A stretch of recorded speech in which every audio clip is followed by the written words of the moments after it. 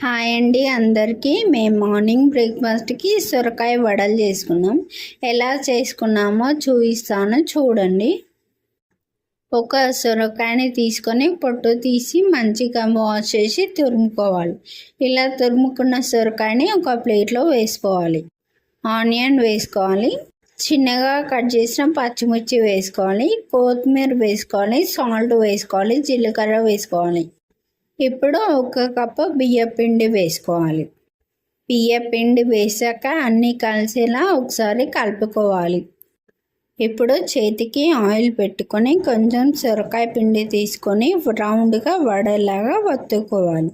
ఈ వడని ప్లేట్లో పెట్టుకోవాలి. అలానే పిండి మొత్తం వడలా వత్తుకొని ఒక ప్లేట్లో వేసుకొని పక్కన పెట్టుకోవాలి. ఇప్పుడు ఒక కడాయి పెట్టుకొని డీప్ ఫ్రైకి ఆయిల్ పోసుకోవాలి. ఆయిల్ బాగా వేడయ్యాక ఈ వడలన్నీ ఒకటొకటిగా ఆయిల్లో వేసుకోవాలి. ఒక సైడ్ ఫ్రై అయ్యాక ఇంకో సైడ్ తిప్పుకొని మంచిగా ఫ్రై చేసుకోవాలి.